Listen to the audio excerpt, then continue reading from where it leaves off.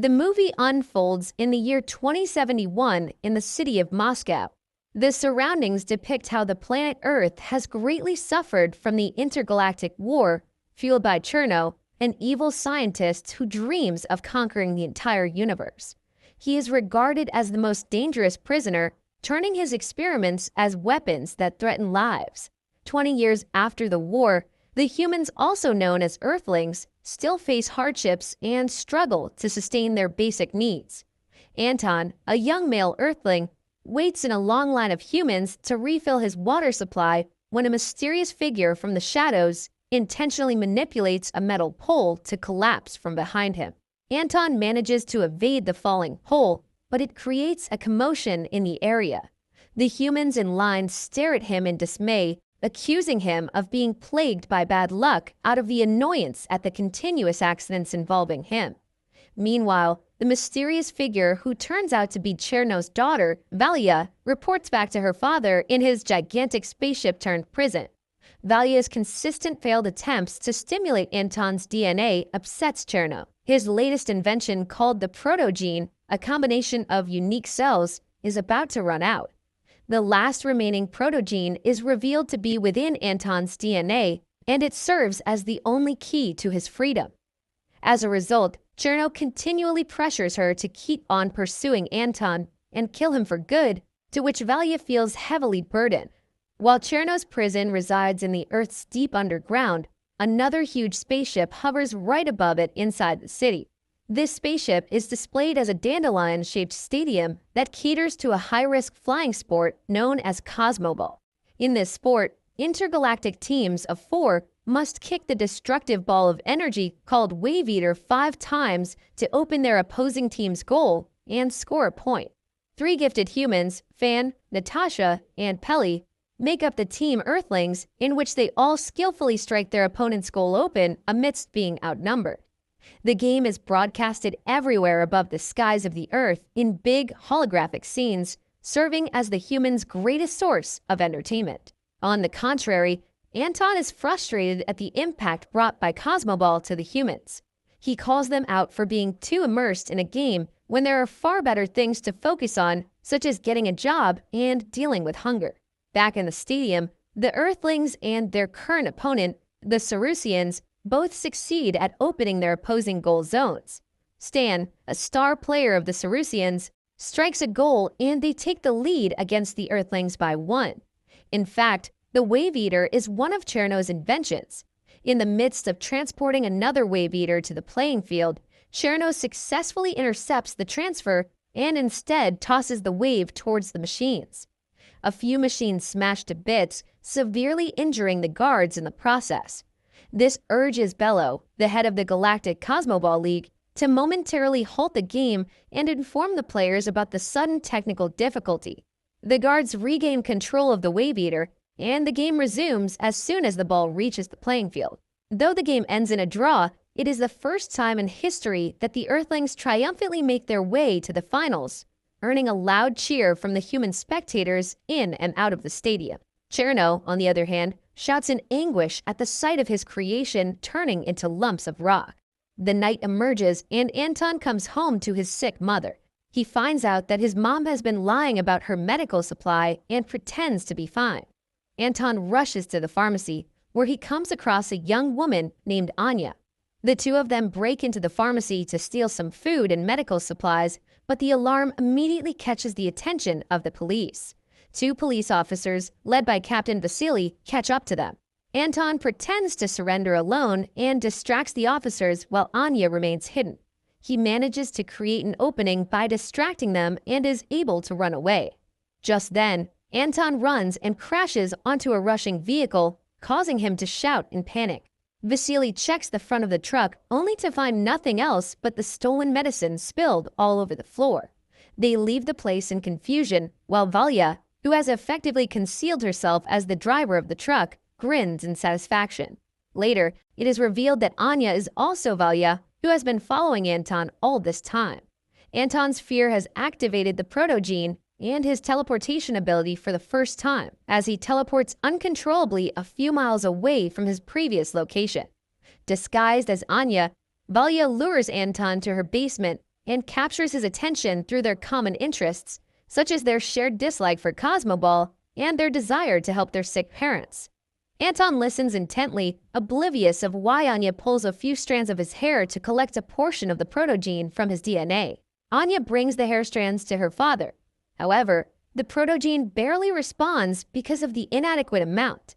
Meanwhile, Anton comes back home surprised at the sight of Bello and the Team Earthlings in their house. Bello confirms Anton's teleportation ability and expresses his interest in recruiting him as the fourth player of the Team Earthlings. Anton strongly declines, telling them that he does not like Cosmoball and that he has to take care of his sick mom. Natasha steps in and insists on finding a cure for his sick mom in exchange for his approval. She convinces both Bello and Anton, and they seal the deal with a handshake. Anton is instantly brought to the stadium ship, where he marvels at every sight. During his checkup, Bello takes a sample of Anton's genetic material in order to generate his very own Sputnik, a droid that will serve as his gear and buddy during the games. Everyone from Team Earthling owns a Sputnik that caters to their respective body composition. Anton slightly struggles in the first few minutes of training, but does not take long to control his teleportation abilities. He adjusts to the abilities quickly enough for Bello and the Team Earthlings to observe a situation that they have never encountered. Deep in thought, Bello instructs Anton to play for the first two games the next day and resume his training afterwards. Bello leaves with Natasha afterwards to meet with the Galactic Council and talk about a possible cure for Anton's mother. The council displays their contempt in the thought of helping Anton and his mother's intergalactic infection, but Bello firmly insists on going by the deal. He regards Anton as the most gifted athlete after having seen his performance on the first day of training. Natasha spends time with Anton and expresses her fondness of him every chance she gets, which bewilders Anton most of the time. On another note, Valya, who has shapeshifted as her alternate identity Anya, captures Anton's attention through their shared dislike for Cosmoball and the same intention of finding a cure for her father. She takes advantage of Anton by giving him a poisonous pod that can possibly destroy the stadium ship and end Cosmoball for good. Anton's Sputnik arrives at the scene with Natasha to fetch him. Before they leave, Anya gives Anton a peck on the lips and slips the pod on his hand while Anton's Sputnik eyes Anya suspiciously. On their way back to the stadium ship, Anton grows interested in his Sputnik. Natasha tells him that Sputniks warn their owner on potential threats and may or may not activate battle mode depending on the probability of danger. Another game of Cosmoball commences the following day. The poisonous pod stays undetected even after going through inspection. The Team Earthlings link with their Sputniks to gear up for the game.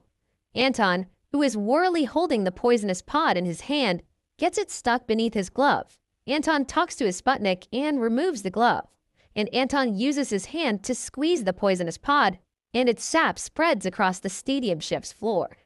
Anton nonchalantly walks away after following Anya's orders and enters the waiting area. As the athletes enter the playing field, Anton finds himself surrounded by a large crowd full of welcoming cheers. Back in his house, his mom watches the game together with Vasily, looking healthier than ever from the continuous medications. Soon, the players get into position and start the game. Anton, on the other hand, sits on the ground and ignores the entire game, causing the audience to call him a quitter. Bello pauses the game to summon Anton, attempting to talk some sense into him. He shows Anton the entire machinery inside the stadium ship and explains how Cosmoball is more than just a game. He tells Anton about the war, Cherno, the Wave Eater, and his last invention, which is the protogene.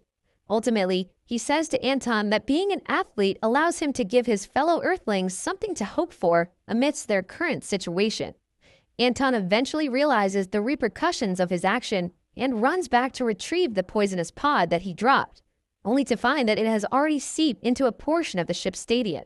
He comes back to the playing field and shouts that the stadium has been infected, but to no avail as the game goes on. Bello fortunately notices him and reacts quickly by freezing the infected area. The poison continues to spread, and the stadium ship goes into emergency evacuation mode in order to protect the audience. Natasha arrives to free the remaining audience stuck inside when the Wave Eater dashes toward her direction. Anton sees this and races to her aid before the athletes kick the wave eater 5 times, which results in its meltdown. He loses consciousness from being hit by the wave eater, but he wakes up not long after. Then he immediately goes to confront Anya in her basement, yet as soon as their eyes meet, she stuns Anton and shows him her true form as Valya while confessing her admiration towards him. Even so, she is disappointed in him for not completely destroying the stadium ship and begins to collect a moderate amount of protogene in his DNA before leaving him unconscious. Anton's Sputnik hurriedly looks for him after sensing the threat. Finding him lying unconscious, his Sputnik connects with him and ends up exhausting itself to heal Anton's injury. At the same time, Cherno acquires the protogene from Valya and begins his escape plan. Through the protogene, Cherno summons another one of his creations, a gigantic puppy-like creature. He links himself with the creature to gain full control and uses it as a spaceship. The protogene in his possession also grants him the ability to teleport his way out. After a while, Anton wakes up and sees Natasha and Bello beside him. Somewhere inside the same basement, Bello hears Cherno calling his name. Cherno addresses Bello as his creator and invites him to join forces with him. Natasha becomes confused upon hearing this. She questions him up front, but Bello shrugs her off. Along with the Cerusians and Amazonians, they all gather outside and briefly encounter Cherno as he successfully escapes and teleports out of planet Earth. Meanwhile, the athletes stay on guard throughout the city while Bello informs the Galactic Council. He also reveals the closely guarded secret about Cosmoball to everyone. They learn that Cosmoball is not a game, but a war, and that the stadium ship is built to prevent the destruction of the planet. Back in his home, Anton's mom comes to tell him that the athletes are leaving for the war against Cherno, but Anton lies down wearily and disheartened from the events around him while holding his Sputnik in his embrace. His mom turns to comfort him, saying that on planet Earth, people make mistakes all the time, but there are strong people who try to fix the mistakes they've made. Simultaneously, Bello holds another meeting with the Galactic Council about their plan of action, when Natasha suddenly enters. Natasha is still bugged by what she heard. She persistently asks Bello why Cherno addressed him as his creator. Bello is left with no choice but to explain to her that Cherno is the greatest failure as a fellow scientist. He says that Cherno was forged in his image. He admits his mistakes, thinking that Cherno would assist him like the Sputniks do. He has given him feelings, but has failed in shaping those feelings. Bello and Cherno's falling out has led to the banishment of Cherno and has resulted in the events of the intergalactic war 20 years back. Outside the planet Earth, Cherno prepares to fire his newly created wave eaters from his ship.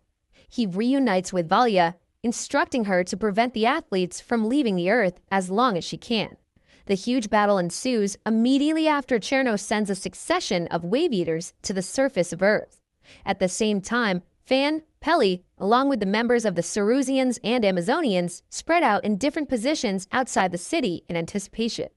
They continuously kick at the incoming wave eaters, tossing it towards each other to complete the 5 strikes. Outside, the ships of the Galactic Fleet set up a trap for Cherno and his ship through the supervision of Bello. Cherno, on the other hand, nullifies the trap and destroys the ship single-handedly, which is watched by Bello and Natasha in torment. Using the stadium ship, they continue their pursuit on Cherno. In the midst of destroying the wave eaters, the athletes begin to feel fatigue. Stan is on the verge of overheating while Fan is injured from being hit by the wave eater. Despite that, they push forward. The impact of their swift strike causes some buildings to crash in some areas of the city. It is when Anton alarmingly gets up and witnesses what is happening. He talks earnestly to his Sputnik and fully establishes their connection. Anton later calls his Sputnik's name Mowgli, which finally awakens it. Anton heads out to assist Fan and Peli. He brings injured Fan to safety with the help of their fellow Earthlings. The residents of the city of Moscow find shelter against the falling debris, including Anton's mom and Vasily, who has developed a romantic relationship after hanging out together on several occasions. Up in the sky, 2 wave eaters in a row rush towards Anton's direction. He manages to strike the first one, but fails to notice the second one, which drags him towards the ground. He lands safely, but ends up in tattered clothes. His Sputnik, Mowgli, senses the situation and instantly comes to his aid. They happily reconcile and link together, creating Anton's gear for combat. Anton is now able to communicate with the rest of the athletes, and with Mowgli in battle mode, he begins to strike once again in full spirit. He successfully destroys each wave eater with only one hit, impressing the rest of the athletes. On the other side, Bello decides to face Cherno head-on. He gives Natasha full control of the ship's stadium, ordering her to go back to Earth and save the others in case he does not make it back alive. Natasha agrees and teleports with Bello inside Cherno's ship, where they arrive to finally confront him. Bello later shows his true form while facing Cherno. They shortly catch up on the 20-year gap, and immediately after, their battle transpires. Cherno sneaks an attack towards Bello, but they quickly catch on. In response, Natasha teleports right in front of Cherno to kick him, but Valya interrupts her. Natasha evades Valya's attack and teleports away. However, Valya captures and stuns her instantly. Cherno aggressively charges at Bello, gloating that he has gotten much stronger than him despite being his creation. Meanwhile, Anton successfully teleports on the Earth's moon with Mowgli, witnessing the moon's sorry state. Mowgli's alarm activates, sensing danger nearby. They head towards the area straight away while thinking of Natasha and Bello. In the ship, Bello angers Cherno after he attacks with balls of ice towards his protogenes. Cherno creates a large shield to protect his creation while Bello continuously attacks. Bello slips up a ball of ice right above the shield, where he directly hits Cherno. The ice spreads around Cherno and it freezes his entire body. When Bello's constant attacks break the shield and almost freeze Cherno's entire creation of protogenes, Valya shapeshifts to Natasha's form and stuns him. Valya currently gains the upper hand, incapacitating both Bello and Natasha before she destroys the ice that has been trapping Cherno. Cherno breaks free and utilizes his elastic gear to strangle Bello. He says his parting words and is about to kill him, but Anton arrives in time. Anton takes Valya hostage against Cherno, making him release his hold on Bello. Cherno walks towards Anton's direction and challenges him as if he can never kill Valya. He mentions that Valya has never been a perfect creation and stabs her in the abdomen himself. Cherno's blade lightly touches Anton's gear, and it pushes him forcefully on the lining of the ship, where he is trapped and unable to teleport. Bello barely manages to keep Cherno distracted by dropping a bead of ice in an attempt to neutralize the power of the ship. The evil Cherno proceeds to direct his makeshift spear towards Bello and kills him instantly. Anton takes the chance to connect with the ship itself through their shared selves. He meets the puppy-like creature and it wildly chases him. As Anton nears the exit, he decides to stop and directly faces the creature instead. The wild creature is taken aback, its limbs coming to a full stop in front of the Earthling. They both stare at each other for a moment, and Anton later protests vehemently at the creature for its threatening behavior. It roars at him in reply before it senses their connection. Pushing further, Anton calms the creature by lightly touching its head. Soon enough, he successfully establishes trust with the creature, enabling him to break free of the lining of the ship. Furthermore, the creature grows fond of Anton, which ultimately destroys its connection from Cherno. Cherno tries to resist and exclaims that he is the master, but the creature no longer listens to him. He is mercilessly ejected out of the ship and tossed onto a massive ball of hot gas, where he melts to death. Natasha regains control of her body after being released from the trap. Anton teleports back to her, and together they return to Earth. On Earth, the citizens have grown tired of hiding. They become determined to survive and gather to fight for humanity. Through Valya's lead, they go to position, ready to fight the wave eaters coming their way, when all suddenly stop and stay in place after Cherno's defeat. Claiming their victory, the residents of the city of Moscow cheer out loud. After some time, the city is brought to better shape under the leadership of Natasha. The energy from the remaining wave eaters has been harnessed to restore and improve the way of life on Earth. In her speech, she stresses that it is the time for Earthlings to live, not just arrive. It is broadcasted all over the planet, with everyone honoring Bello's sacrifice. The movie concludes with the Team Earthlings reuniting after Natasha's speech along with Anton's mom, new stepdad Vasily, Mowgli, and the creature who he now calls Kid.